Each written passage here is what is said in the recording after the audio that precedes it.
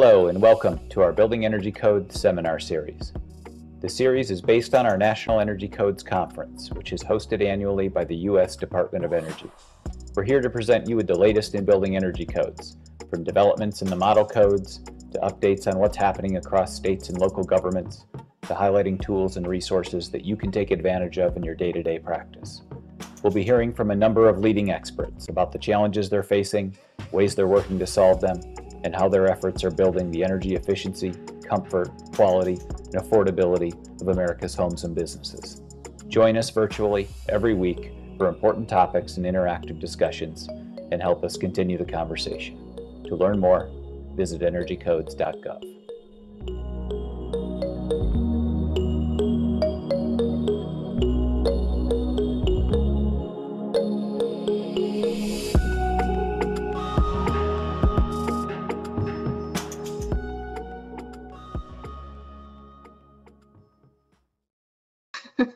Welcome, everyone. I'm Richard Fowler with Pacific Northwest National Laboratory. I'd like to welcome you to the U.S. DOE National Energy Codes Conference Seminar Series. In light of the NECC being postponed, this weekly series has been developed to share insights and spur discussion on a collection of timely and emerging energy code topics. Today's seminar will cover performance-based codes compliance. Looking ahead, this seminar will cover other timely topics such as virtual remote inspections, the 2021 IECC, advanced technologies, and more. We hope you will join us on Thursdays at 1 p.m. and keep the conversation going. Before we learn about our speakers, we want to know a little bit about you by asking you to answer a pair of quick polling questions. Please respond by selecting from listed options with your mouse or touch screen. I will launch our first question, which asks, what most closely aligns with your profession? I'll give you a few seconds to select from the 5 choices. All right, I'll go ahead and close that, and let's see what we got. Okay, got a lot of architects and engineers, looks like, and good representation of other folks. Thank you very much. Second question. In what region are you located? Okay, and we have, looks like we're well represented across the US. Excellent, thank you very much. Now, without further ado, I will turn things over to our moderator, Bing Louie of NEA, to give us an introduction. Bing, take it away. Thank you, Richard. Let me see if I can present my slides. Welcome, everyone. This is I think the number 4, maybe DOE's National Energy Codes Conference seminar series. The topic is about commercial building, the performance-based codes compliance. So performance-based codes compliance have existed in the codes for years, but have not been a popular compliance choices for both commercial and residential buildings across the country. In the residential building sectors, since Energy Rating Index, in short ERI, was introduced into IECC in 2015, the ERI performance pass provides builders another flexible options for complying with the codes, and the number of the homes receives HERS ratings have grown. However, this is not the case in commercial sector, where the performance-based compliance still present as a minority of the project, even though ASHRAE Standard 90.1 has issued a new performance pass called Performance Rating Method, commonly referred to as Appendix G, in 2016. To address this issue and remove the barriers to achieve deeper energy savings through the whole building integrated design and performance, we started a project and report progress at the DOE's National Codes Conference last year. This webinar will present the state-of-the-art development of the tools and the resources since May last year. We will also highlight how utility incentive programs and other bulk codes programs use Appendix G for their whole building performance-based program design. Let me introduce our panelist. Mike Rosenberg is a chief scientist at Pacific Northwest National Laboratory. He's a program manager for P&L's Building Energy Codes program, leading the team that provides technical analysis and support for development and implementation of energy codes and standards. Mike has over 25 years of experience in building energy codes, training to code officials and design professionals. Mike is an ASHRAE Fellow, a voting member of ASHRAE Standard 90.1 Committee, responding for the development of Appendix G. We have another Michael. Mr. Michael Theroux is a senior research scientist at P&L, supporting commercial codes development. Mike has worked for over 20 years as energy analyst, supporting the design and operation of high-performance buildings, analysis of complex building system, and the codes development. Michael is a registered professional engineer. Our third panelist is Maria Kaufman. Maria is the principal of Kaufman Consulting. She also has over 20 years of experience in building science, energy modeling, and energy code. Maria is a member of ASHRAE Standard 90.1 Committee and also worked with Mike Rosenberg in terms of the development of Appendix G. She also participated in the technical content and the tool development for programs such as Energy Star and the LEAD. Maria leads research studies to inform energy code development, streamlines codes compliance and enforcement, and conduct trainings on the energy codes and the modeling. Lastly, myself, Bing Liu, I'm your moderator for this seminar and also one of the presenters. I'm a senior manager at the Northwest Energy Efficiency Alliance, managing the codes, standards, and above codes new construction program. My team's work involved with the development and implementation of the building energy codes, federal appliance equipment standards, and above codes new construction program. I have worked in the field for 25 years, particularly in the code standard development and energy efficiency technology development and application. I'm an ASHRAE Fellow, a registered professional engineer, and a former member of ASHRAE Standard 90.1. Okay, let's start with our presentation from our panelists. Welcome, everyone. My name is Michael Theroux, and I'm one of the senior researchers at PNNL supporting the Building Codes program. As part of today's webinar, I'm going to give you a short background on the development of the new ASHRAE 90.1 compliance tool. The project got its start in response to an increasing number of support requests from state and municipal jurisdictions facing an increase in the number of performance-based energy code submissions they were receiving. Unsure of how to properly review these complicated project submissions, they turned to PNNL and DOE for help and guidance. In 2019, this project was started in an effort to address the need for greater support of performance-based energy code compliance.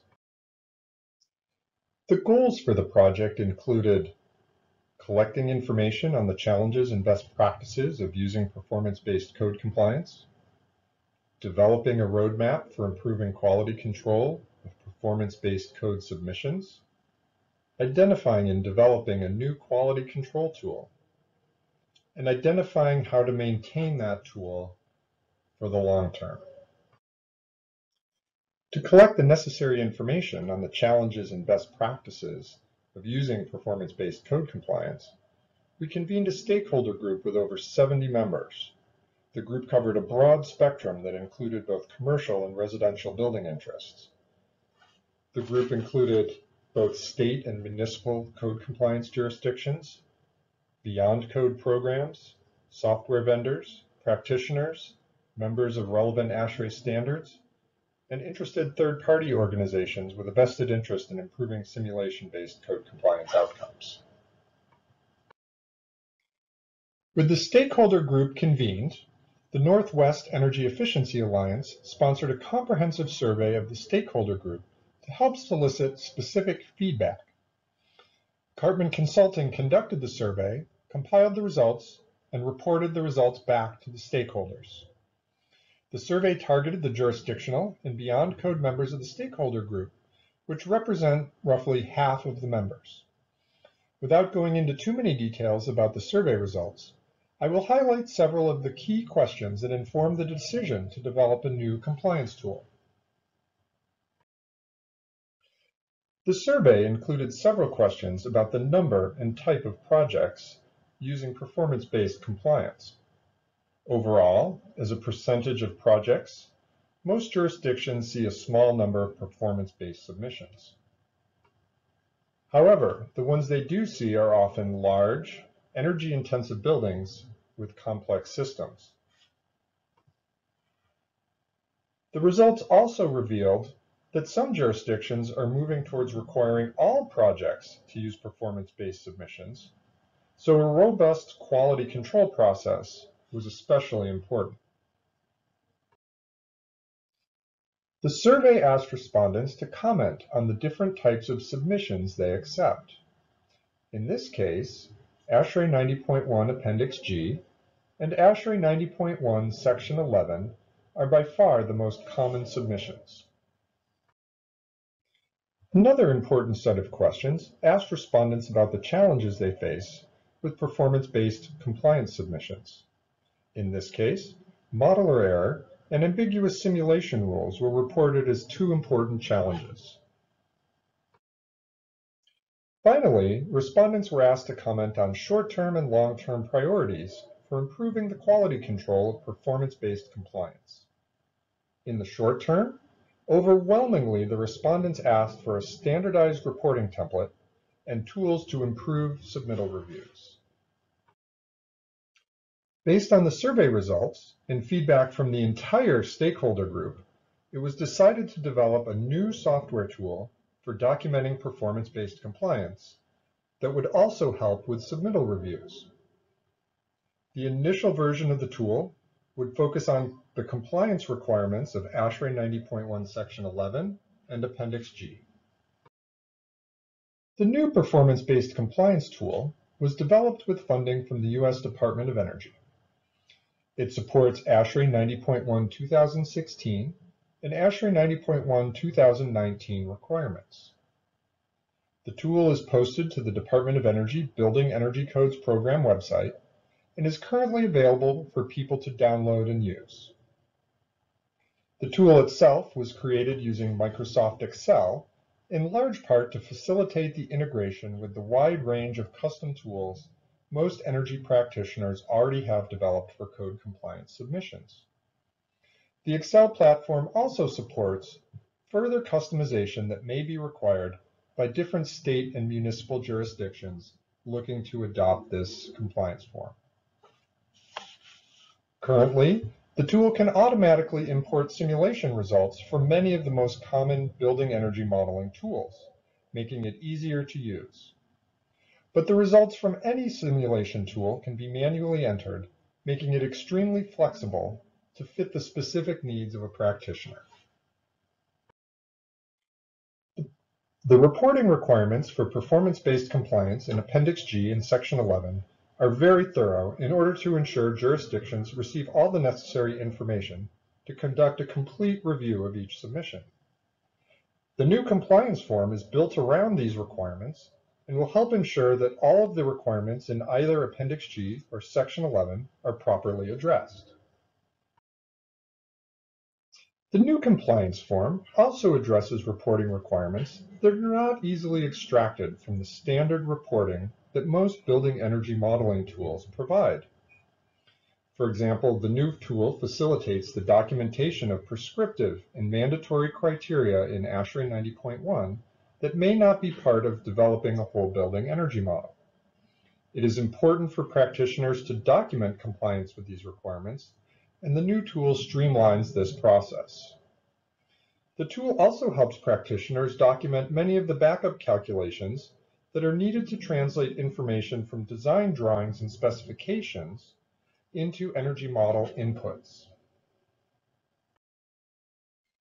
An example of this type of backup calculation is the determination of lighting power.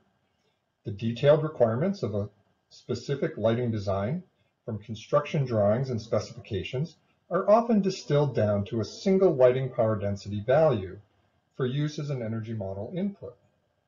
The compliance form provides a convenient way for energy practitioners and designers to document the calculation of lighting power based on the type and quantity of light fixtures into the necessary energy model inputs using either lighting power or lighting power density on a zone-by-zone basis. For most energy practitioners, the current process of documenting energy code compliance for a performance path is a linear process that occurs once an energy model is complete. Finalizing the documentation is time-consuming, and often there are only a few days between the completion of a design and when it needs to be submitted. This leaves little time to pull together all of the necessary information. The new compliance tool is designed to streamline this effort. The tool that practitioners use to develop energy model inputs is also the tool used for documenting compliance. When used correctly, an energy practitioner can develop the required documentation as an integrated part of the energy modeling process. This integrated approach eliminates the time and effort associated with having to create additional documentation at the end of a project. Now that the first version of the compliance tool is available publicly, a number of jurisdictions and beyond code programs are getting ready to adopt it. Jurisdictions such as the state of Washington, city of Seattle, and New York City are looking at adopting it for their code compliance programs. USGBC and GBCI are figuring out how to make this an option for lead NC projects. The EPA multifamily program and the Northwest Energy Efficiency Alliance are also preparing to adopt the new form for their Beyond Code programs. As I previously talked about, the tool was created to allow each of these programs to customize the content of the tool to exactly match their needs. And with that, I will hand things over to Maria Cartman, who's going to walk you through some of the key features of the new compliance tool.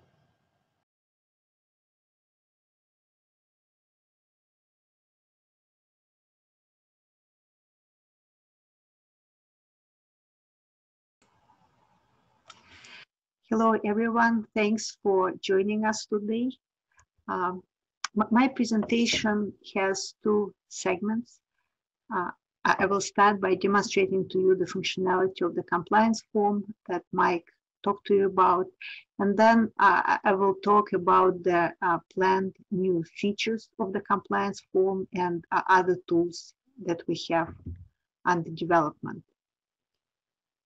So I will start with the compliance form, and here is the one of the compliance form tabs that illustrates the documentation process.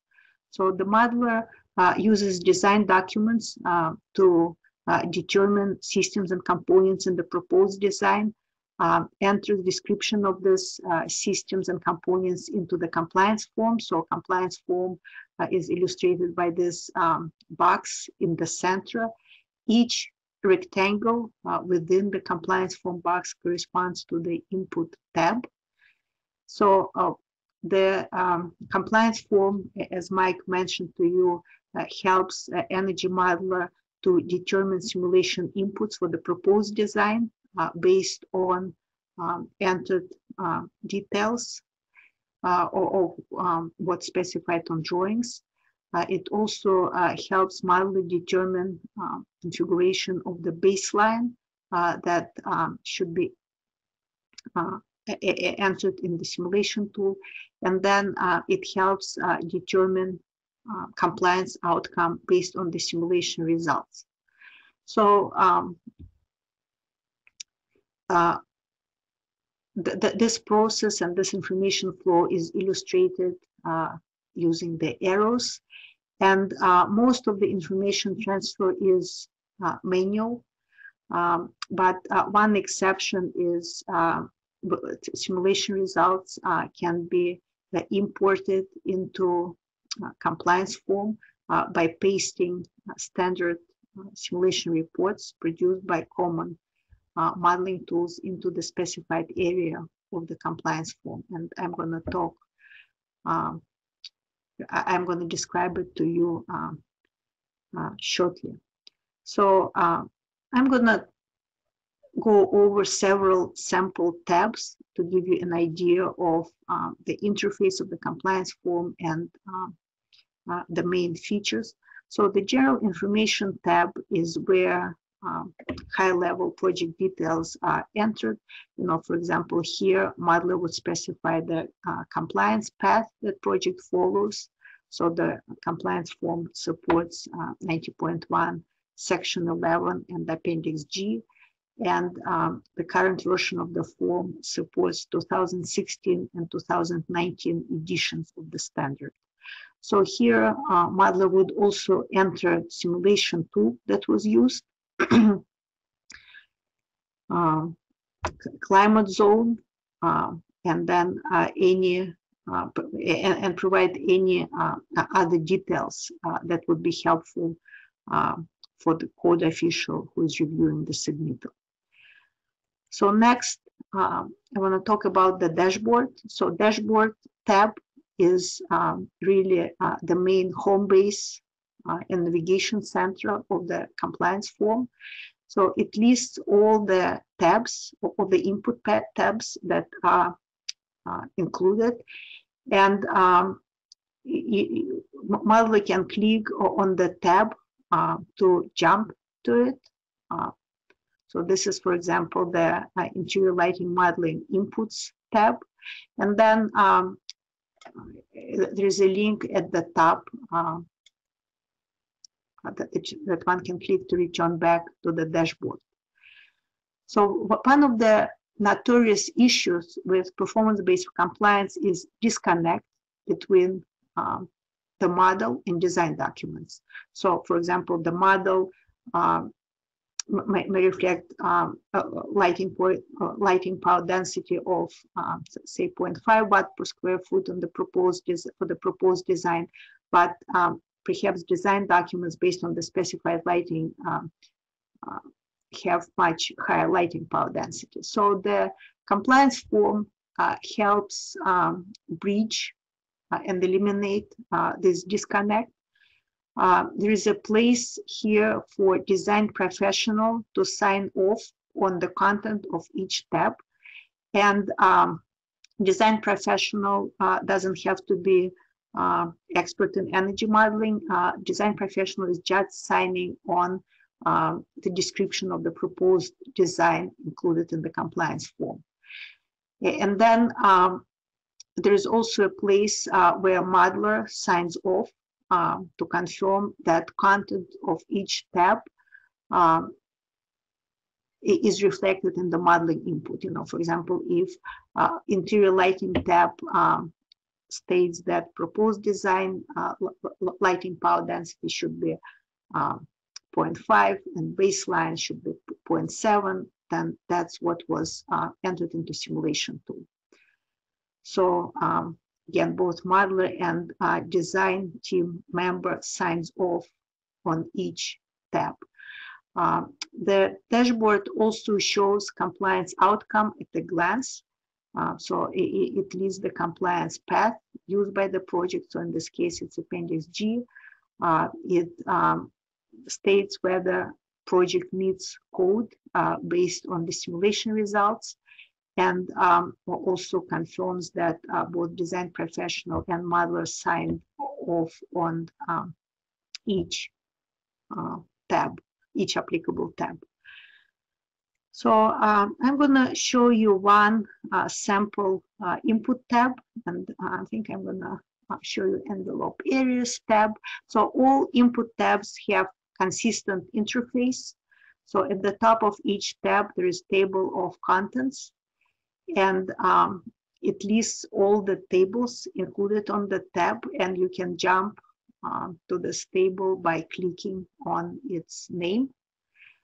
So each table includes instructions that describe information that has to be provided. There are many help boxes throughout the compliance form, And the help boxes are the buttons with this little question mark. If you click on it, you will see the help text related to this field. And help text may include references to requirements of 90.1, may include examples. They may include tips on effective use of the compliance form in respect to this input. Compliance form also has consistent color coding throughout all tabs. So dark gray correspond to column or row headings. White color correspond to cells that are auto-populated. So in this case, the U value for the baseline design for various exterior surfaces is established based on the surface type, whether it's a wall or roof, conditioning category, whether it's a residential, non-residential, or semi-heated space, and climate zone of the project specified on General Information tab. And then similar prescriptive requirements applicable to each exterior surface are auto-populated. So prescriptive requirements is not something that's entered into simulation tool, but it is they must be reported based on 90.1 reporting requirements. So compliance form helps modeler meet this requirement. So some of the user inputs, and user inputs are shown in different color of peach. So some of the user inputs are just typed in strings. Some other inputs are list boxes that allow selecting from predefined choices that are applicable to that input. So again, this interface is shared by all input tabs. So I mentioned to you that compliance form allows importing simulation results from popular modeling tools. So in this example, project was modeled in eQuest. So selecting eQuest on the General Information tab displays results from eQuest tab. And there will be similar tabs for other modeling tools supported by the compliance form. So at the top of each such tab, there will be instructions. So these instructions are typically developed with input from tool vendor. And then user can copy standard simulation reports generated by these tools into the prescribed areas of software-specific tab, and that populates compliance calculations tab. So this tab is standard for irrespective of what simulation tool was used. So again, at the top you see table of contents, and here in this table 2 there is baseline and proposed design simulation results. So they are copied from results from eQuest tab. You can see that some auto-populated cells can be overwritten by user, by modeler, and if auto-populated cell is overwritten, it's highlighted in a different color here to alert both the modeler and reviewer that this information is not just imported from the simulation tool. And last but not least, submittal checklist. Submittal checklist is context sensitive. It is updated based on the information that must be submitted for a particular project. You know, for example, if project uses actual utility rates for electricity and gas, the checklist will ask modeler to include the documentation to substantiate these inputs. There is also a list of simulation reports applicable to the tool being used that must be submitted and included in the submittal package. So that completes compliance form demo. I encourage you to download the compliance forms that are posted at GRE website. So we have both the clean version of the compliance form posted and the sample filled out with the with inputs for sample projects. So and perhaps the form filled out with sample inputs is the most useful for you if you just want to get a taste of what the form is about.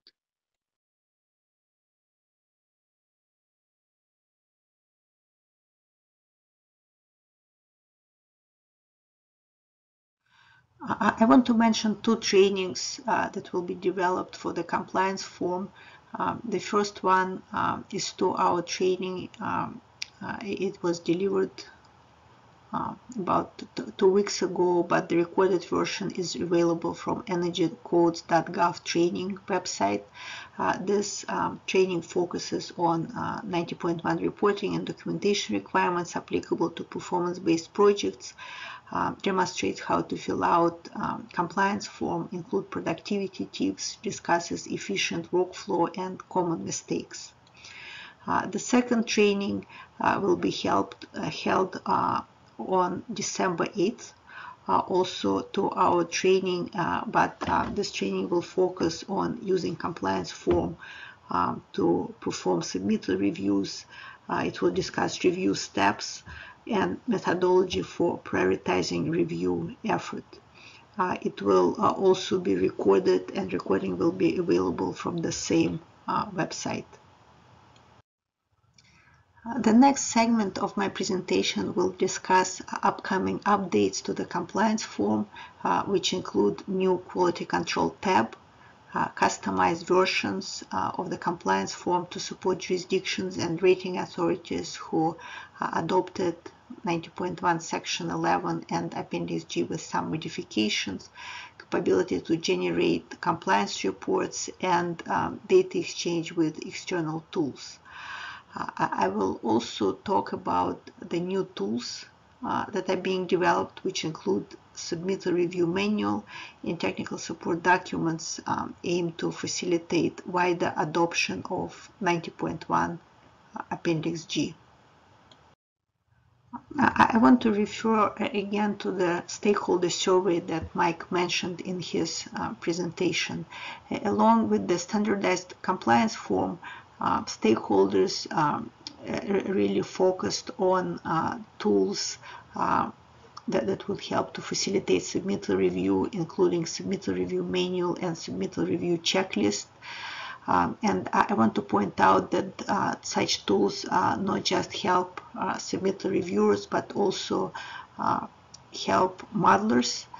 For example, one modeler wrote in the stakeholder survey that when they develop energy model on a project that participates in multiple incentive programs such as EPA Energy Star program and LEAD, even though the project may follow the same simulation requirements for both programs, it has to go through 2 separate reviews, and each rating authority, EPA and LEAD, often come back with different review comments, and of course that impacts cost and effectiveness of modeling projects.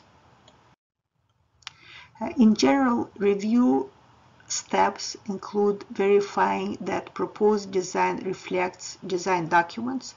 For example, if lighting power density for the proposed design is reported in the compliance form as 0.5 watt per square foot, reviewer needs to verify that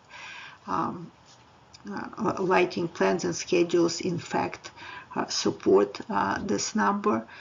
Reviewer also needs to confirm that the baseline design is correctly established following 90.1. For example, baseline exterior wall U values, lighting power density, HVAC system type is correctly established. Reviewer must also confirm that the baseline proposed designs are modeled as described in the compliance form, and that compliance is established correctly based on the simulation results.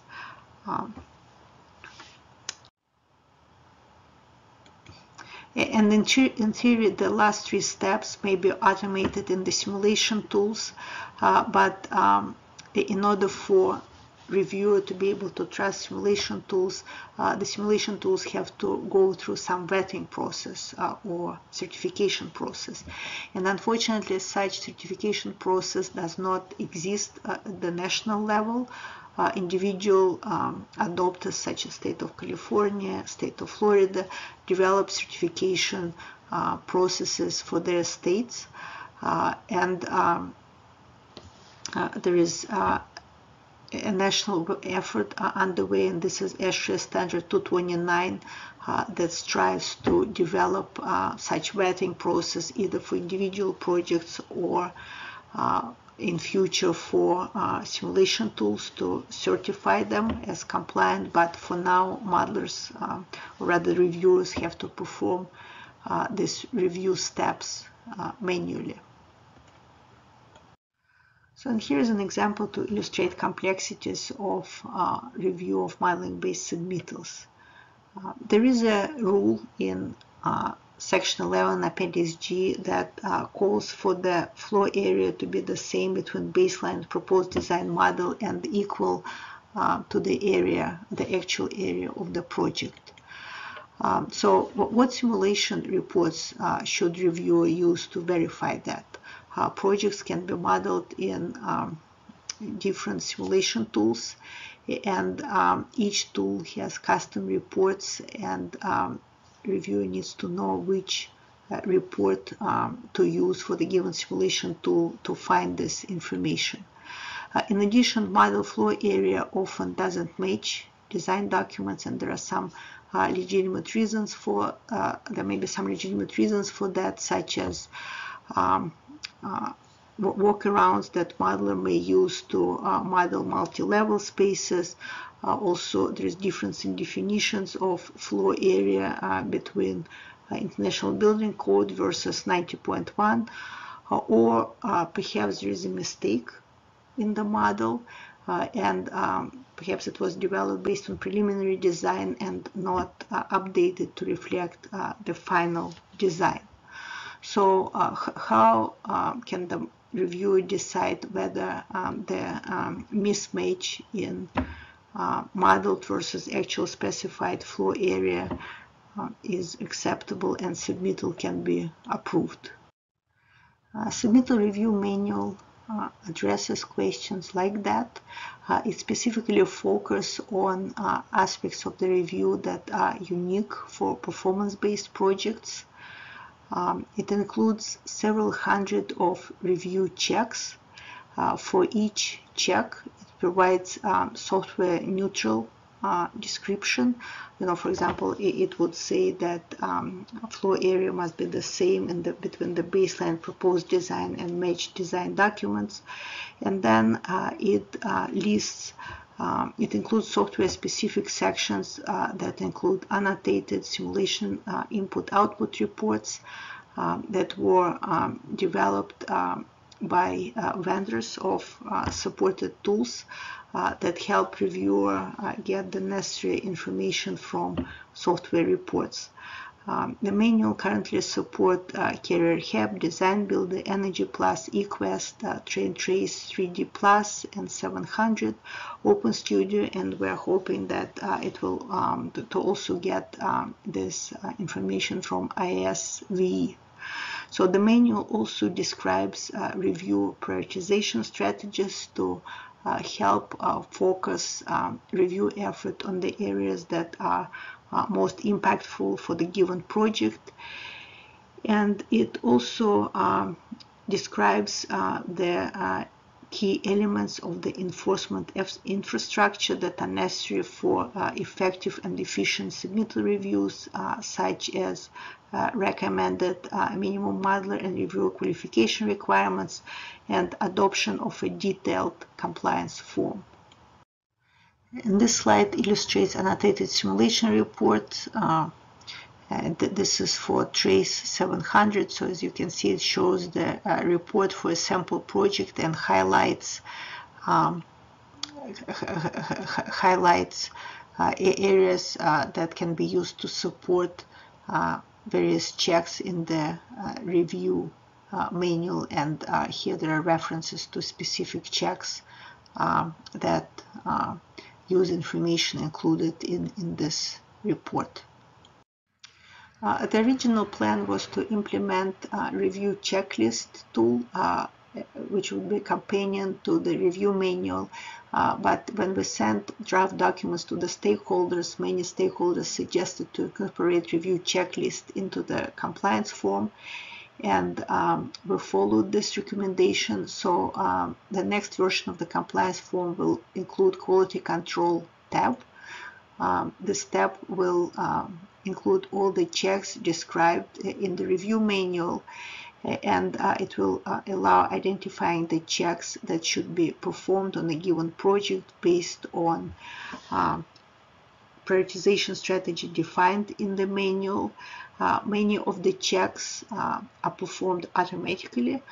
For example, the check that verifies alignment between reported lighting power versus model lighting power can be automated by comparing the reported lighting wattage for the proposed design, let's say, to the peak lighting demand coming out of the simulation tool. So both data points are available in the compliance form and can be compared. QC tab will also allow a reviewer to record comments if any checks fail, and there are also space for the modeler to reply to these comments. The next new feature of the compliance form that I want to talk about is support of the custom versions. And Mike mentioned that in his presentation.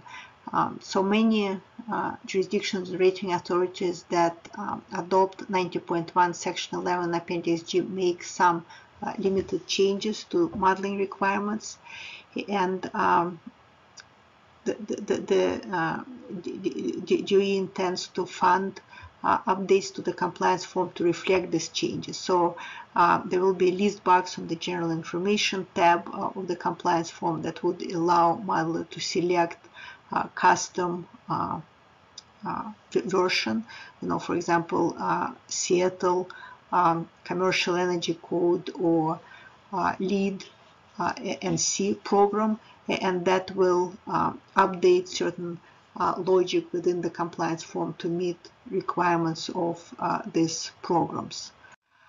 Very common customization example relates to compliance calculations.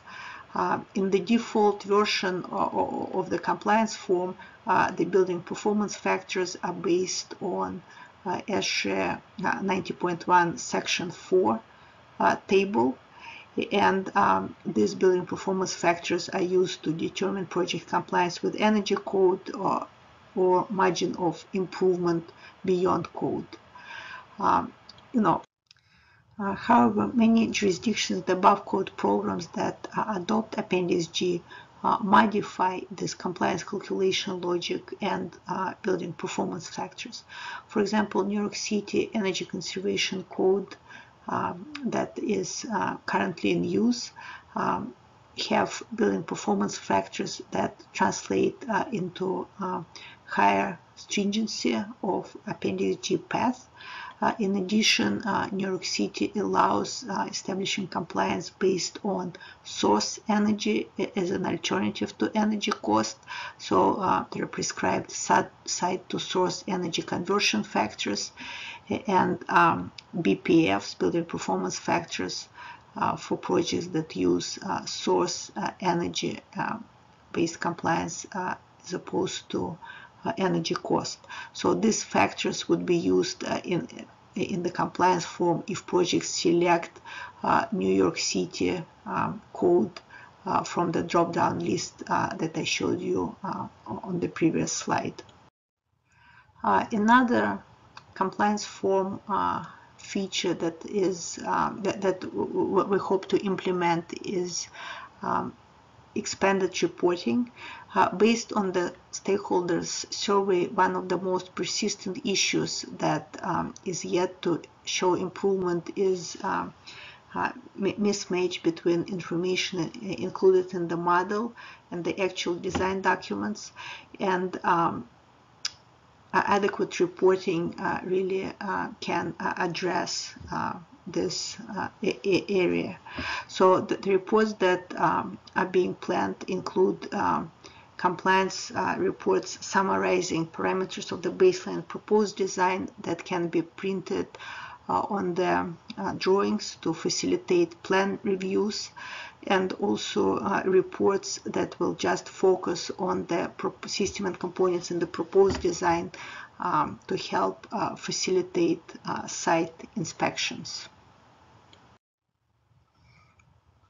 Another important new feature is data exchange with external tools.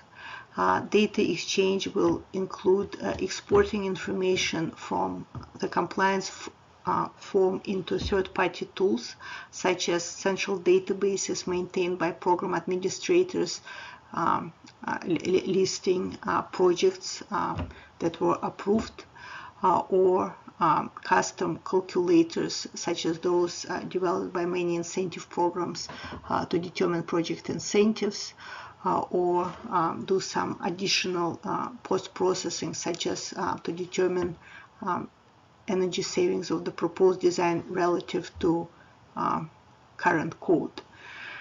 So in addition, there are plans to incorporate data import from third-party tools into the compliance form. For example, there may be expanded data exchange between simulation software and the compliance form, and perhaps also data exchange with in-house tools used by modelers, such as tools to calculate lighting power density.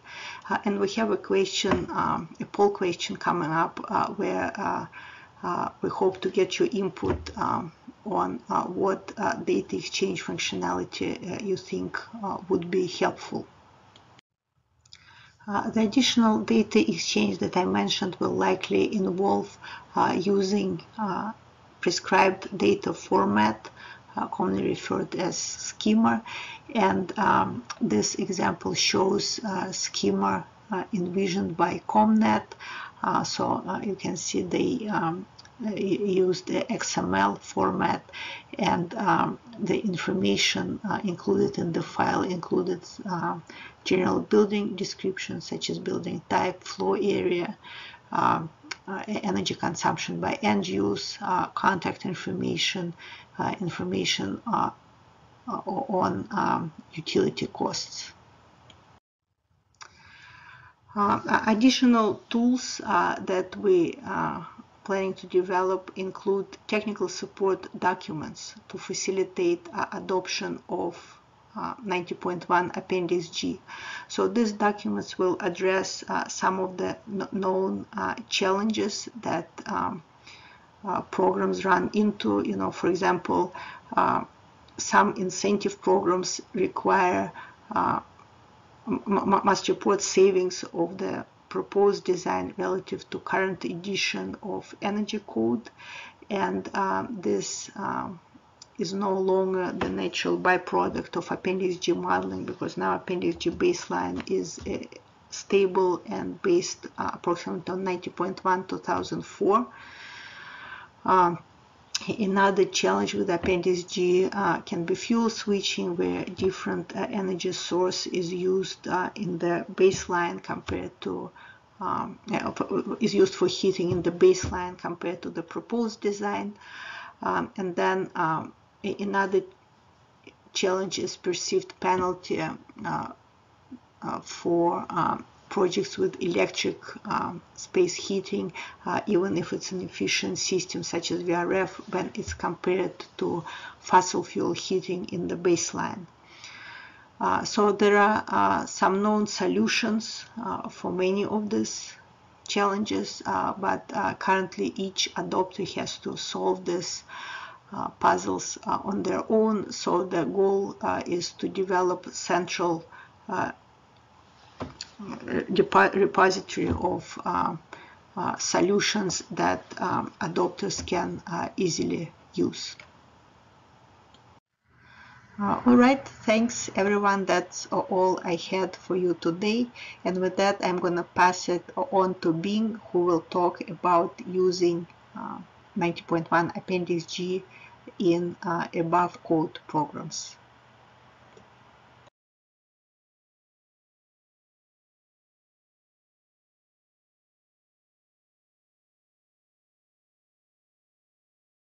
Thank you, Maria, for demonstrating the compliance form.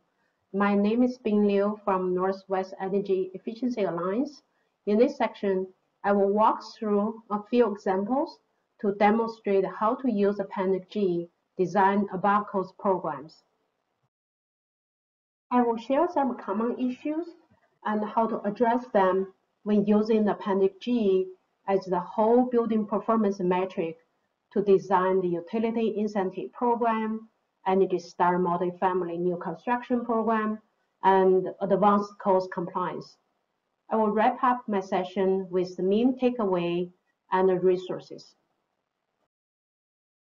As mentioned previously, Appendix G provides a performance path to set up energy performance targets for both cost compliance and above cost programs.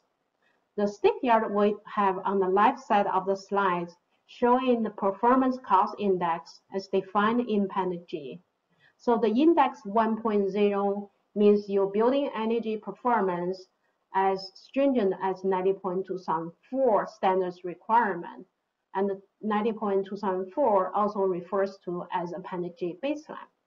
And when we move down to index 0, it means your proposed design is at 0 energy performance level.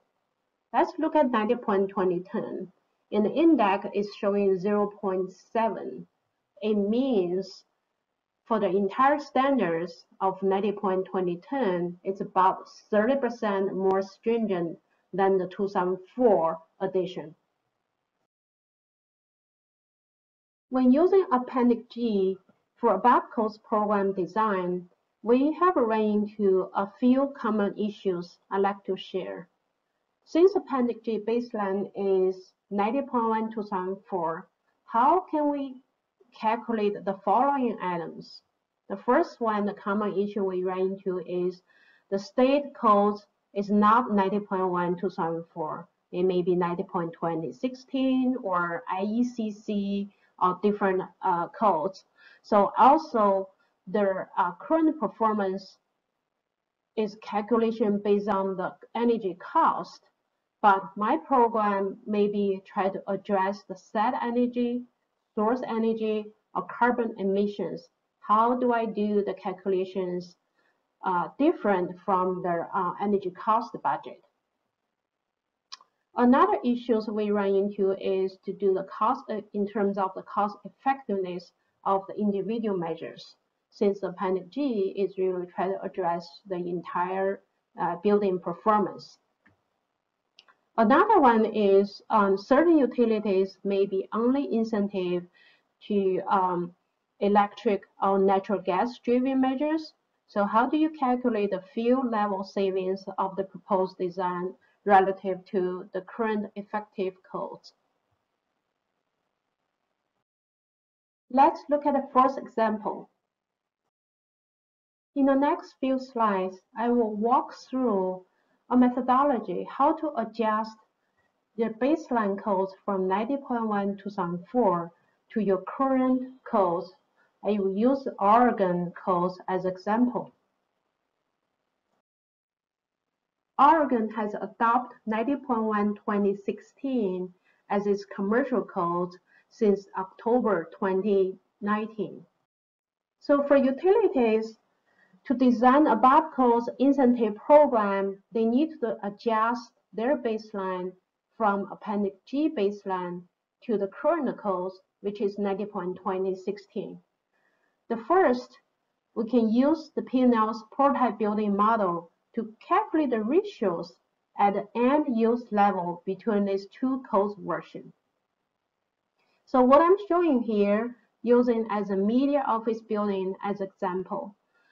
So the first line down here is showing at each of the major end-use level the site energy consumptions to meet 90.1 2016 standard requirement, that including the lightings, service hot waters, heating energy use, cooling energy use, fan, pumps, transformers, elevators, process load, etc.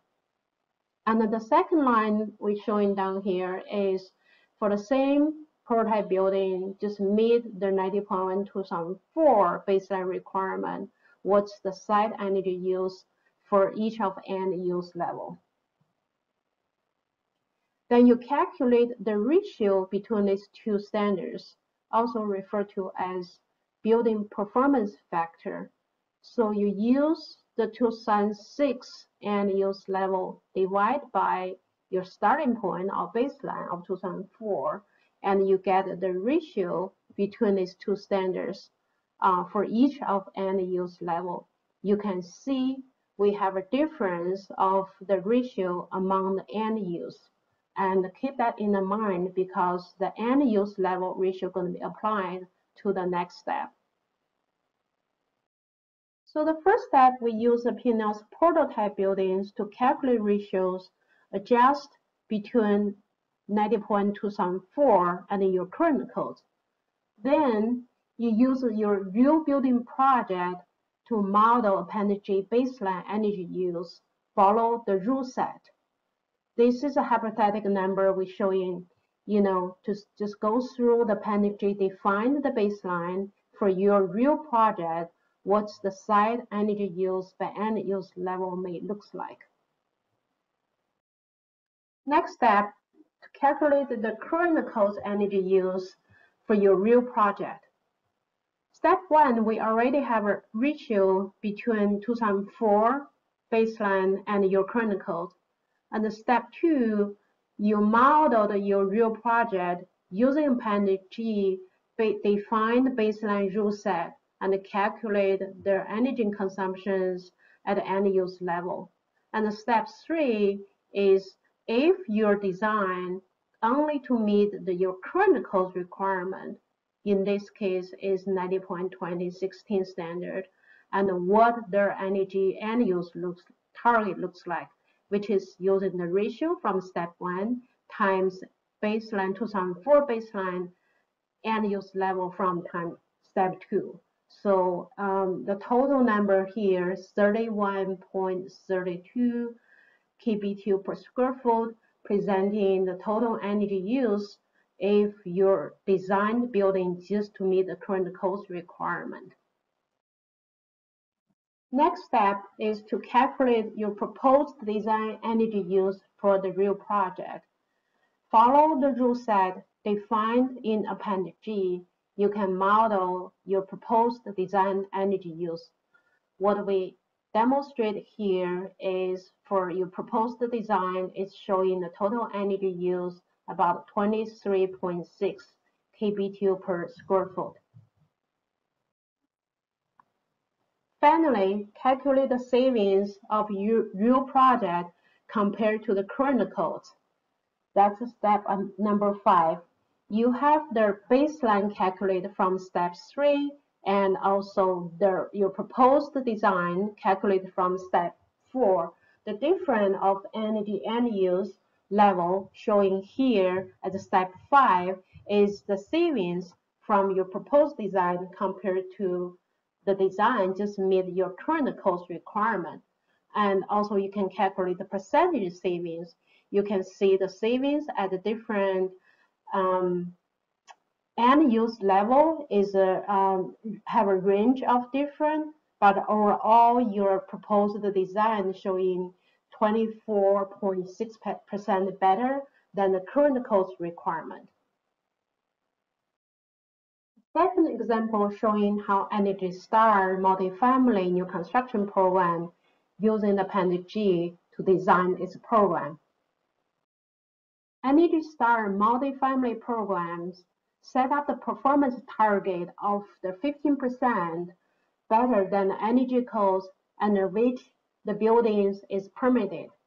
As shown in the DOE state codes adoption map here, this presents a challenge for the program design due to the wide variation in code stringency across the country.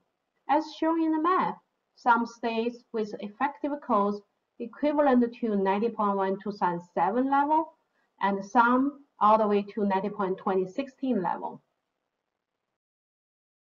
Appendix G allows using the same modeling requirement for project in any state, with the difference in stringency accounted for in the compliance calculations.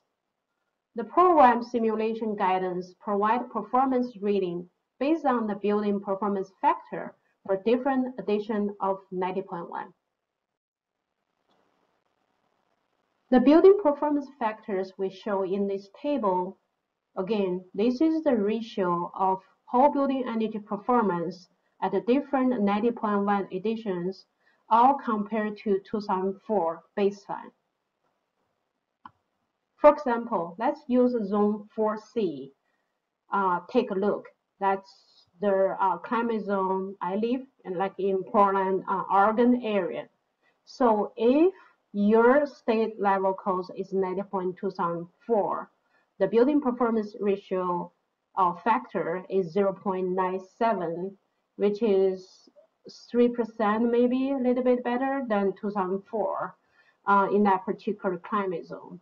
But if your state energy codes, current codes is 2016 level, which is the true case in Oregon, then your multifamily building performance factor is 0.81. So this kind of the building performance factor as a ratio is really the key to helping to adjust your state current codes requirement and with the multifamily performance ratings.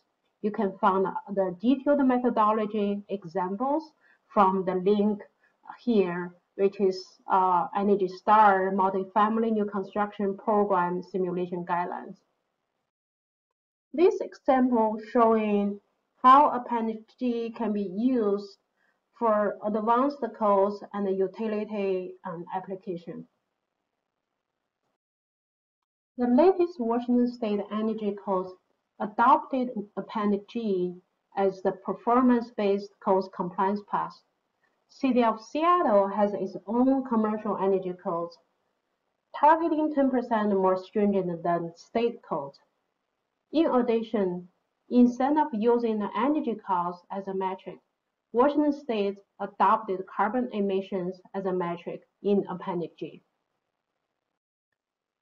Since we're able to calculate the building performance factor at the energy and use level, to change the metric from energy cost to other metrics such as carbon is relatively straightforward, especially in Washington codes has defined the conversion factors from site energy by fuel type to carbon emission. This table shows the performance index for 90.1 2016 standards, Washington State, and the Seattle codes. Keep in mind the smaller of the index means more stringent of the codes and the better efficiency of your building.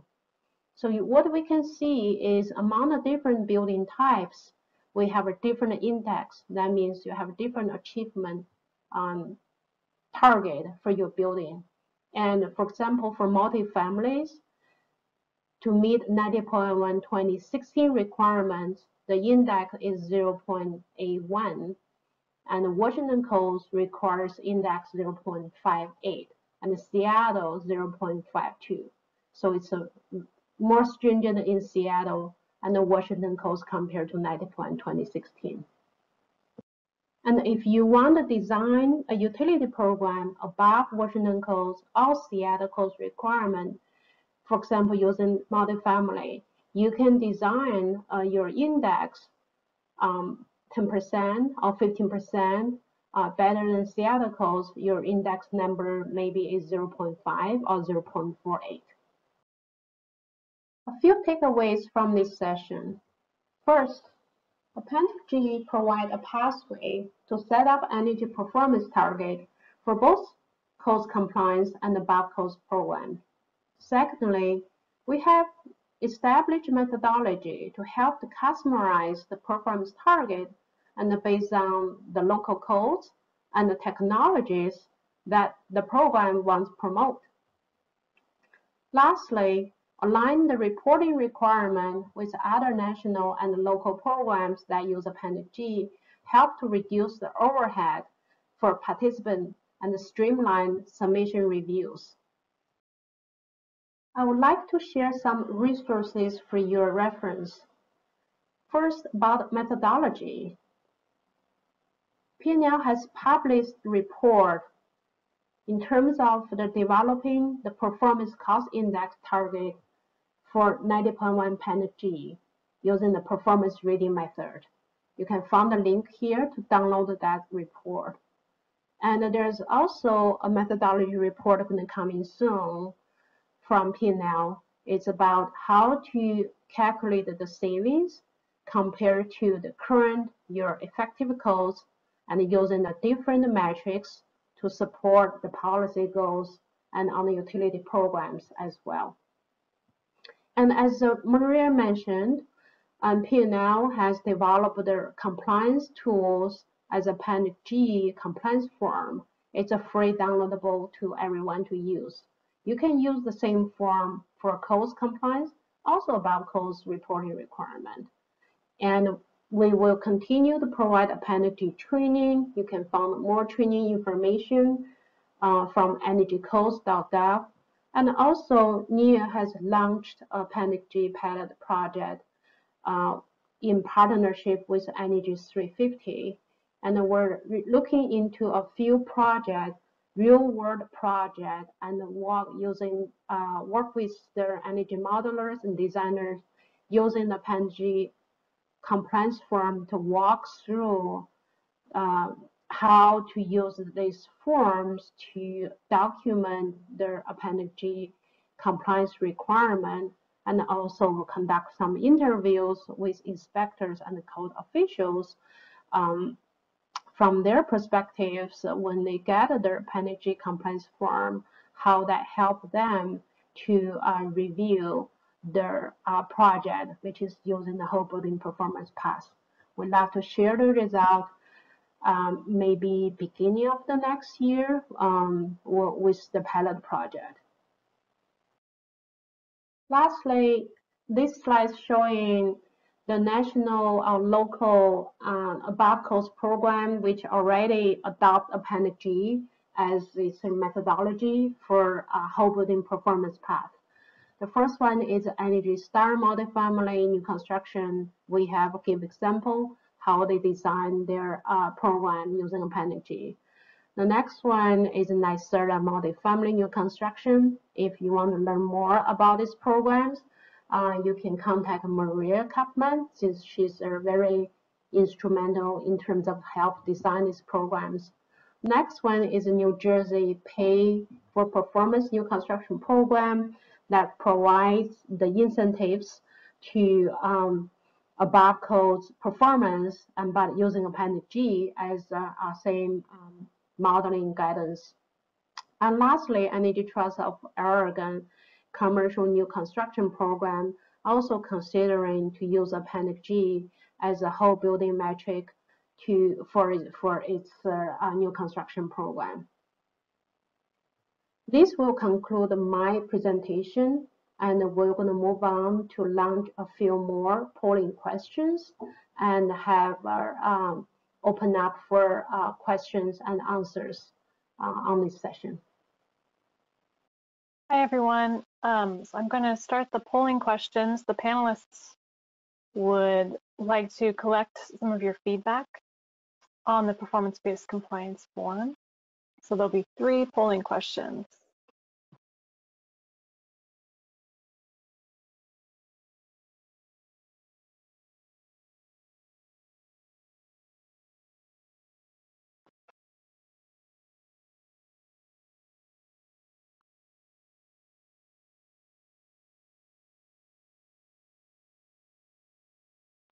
So go ahead and put your inputs in there and give it another minute for this question.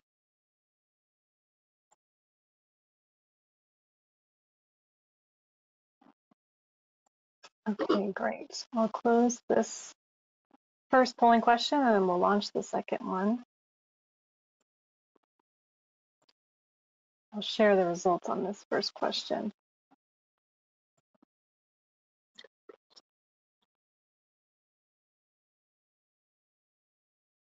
Okay, question number 2. Great, thank you for your answers there. I'll close this one, sharing the results and get a good spread. And then final question, thank you.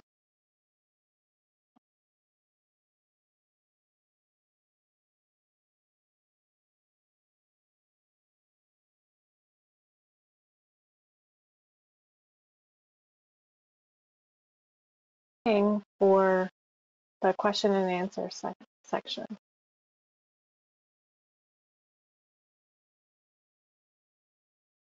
Thank you, Tess.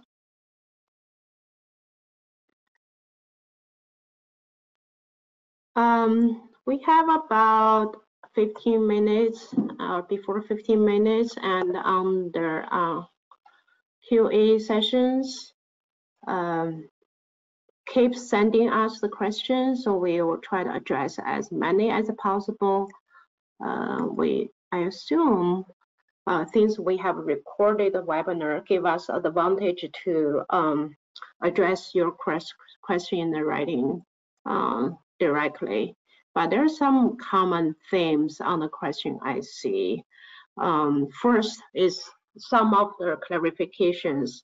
So today's seminar is really focus on the performance-based compliance. So in the national model codes, prescriptive-based compliance is still available, and the ComCheck will still continue to support prescriptive-based compliance.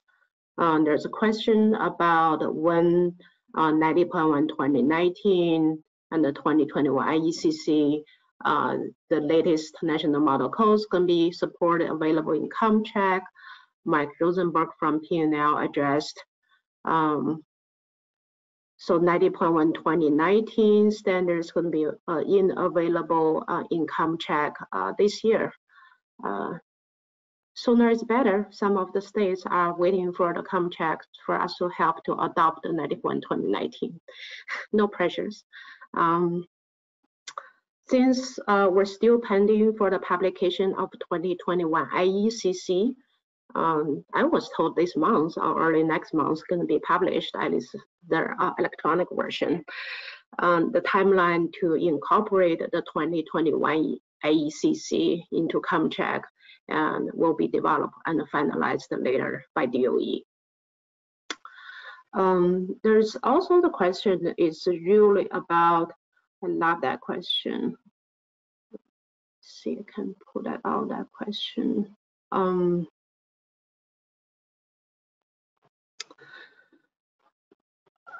The question is about, this is a performance-based compliance form, how this form of Appendix G helping to encourage the deep decarbonization and innovation in buildings, and if there will be a way to post-process and incorporate the special calculation.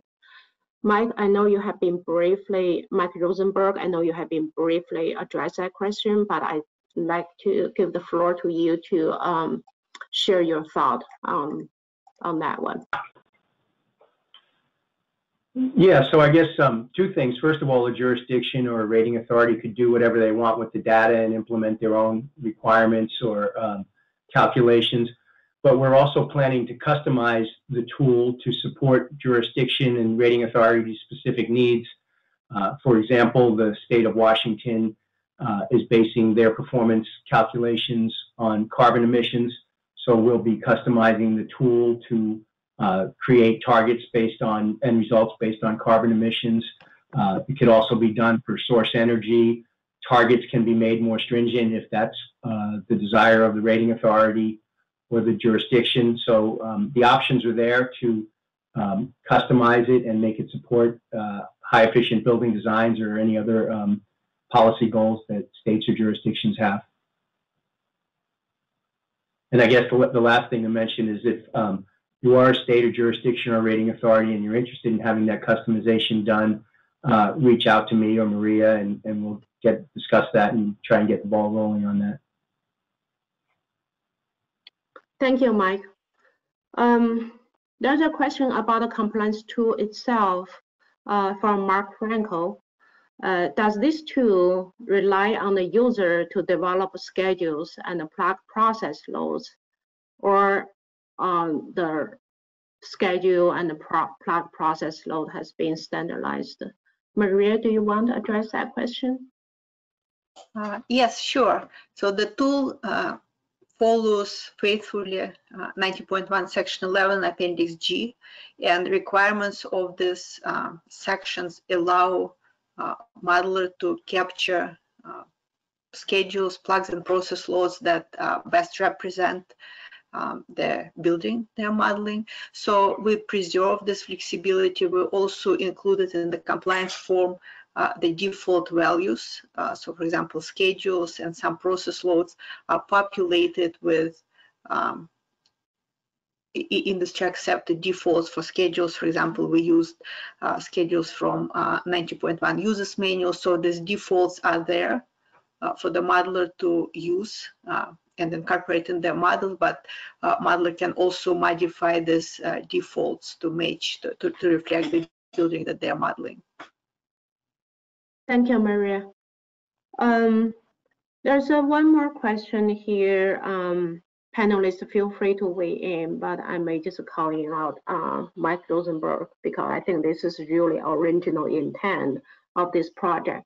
The question is, the time and the resources of local building departments are already limited. Totally agree. And what impact do you think will the performance compliance have on this building department? You know, with the staff has limited resources and a lot of times limited expertise because cannot expect everyone be a modelers. Mike, do you want to share your thought? And other panelists, feel free to weigh in as well.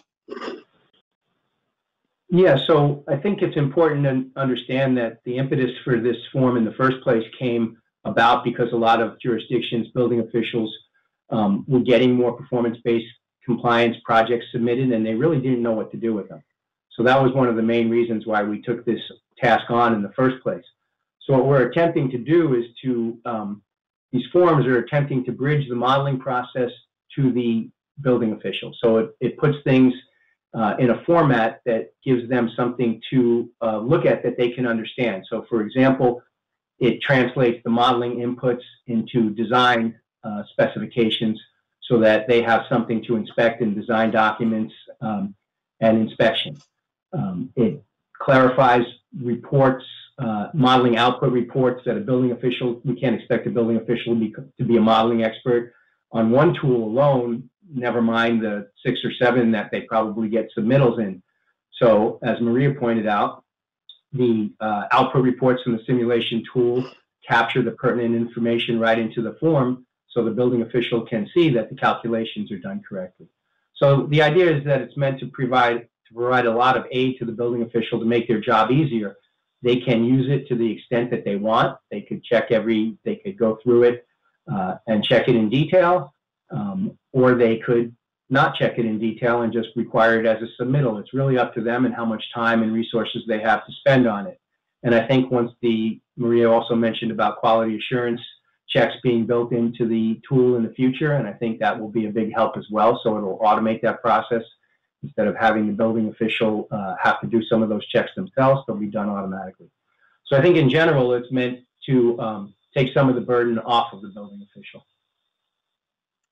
Yeah, and I want to add to that, if I may. So a lot of jurisdictions already adopted and allow performance-based compliance, and currently there is no standard reporting format that they prescribe to projects. So what happens is that either each project kind of invents the format that they would use to submit the documents, and then jurisdictions who already have very tight budget have to, figure out their way through this different formats. Or another alternative is that jurisdictions have to develop compliance forms in-house. For example, New York City developed their own compliance form and they maintain it. So this compliance form really means to alleviate the burden on jurisdictions with ensuring compliance by giving them this tool that they can use in their programs. So again, I think it will help significantly jurisdictions to achieve meaningful enforcement of performance-based compliance. Okay, I think we covered most of the commonly asked questions. Let's take one more in terms of the data exchange, some ideas to consider. This question is, are there any plans to link the outputs to ASHRAE simulation software to simplify the auditing process in 10 years, such as New York City 81 requirement? Maria, I think you're more familiar tied into New York City requirement. Can you share your thought on this one? Yeah, sure. We're at early stages of figuring out what kind of data exchange would be helpful, and this is a great idea to consider asset score. And I mentioned that in my slides that we are looking in developing data exchanges where schema with third-party tools. So asset score could be one of the third-party tools who could take advantage of this functionality. So we're really looking forward to hearing your ideas. What tools you think could benefit from importing information from the compliance form, because we certainly want to make sure that that we're facilitating documentation process with code and with other programs by using data exchange between the tools to avoid having user enter the same information multiple times. I want to tag along with that thought because we're going to be facing the same challenges and opportunities. Washington State last year passed a law require existing building with over 50,000 square foot to meet energy performance target. Starting from next year, 2021, as a voluntary process, and from year 2026 will be mandatory requirement with the enforcement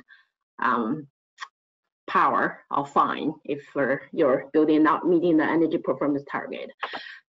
So if you design the building today to meet the code requirement, but in 5 years your building going to up to the audit to this existing building performance standards, how to maintain a set of the data and which capture the building characteristics and all the modeling requirement, and have that data exchange among the tools. Particularly for Washington, they already identified as a score as one of the audited tool for existing building performance standards, how to have a data exchange from today's code compliance using whole building performance paths to tomorrow's audit requirement. It is real and it's in the horizon coming up. I would like to encourage to DOE and other bright brains to put this research into the agenda and sort it out. As a market, we really need it on this tool. By that, I think we're at the perfect timing of today's session, and I want to just plug in for the future series of the sessions. Again, thank you everyone for turning in for the DOE's National Energy Code Seminar Series. Just as a reminder and showing here on my screen, DOE's Building Energy Codes program has a great lineup to topics to cover during the future seminars. We hope you will join again next Thursday and in the following Thursday, all the way before Christmas, and keep our conversation going. Thank you, everyone. Appreciate it.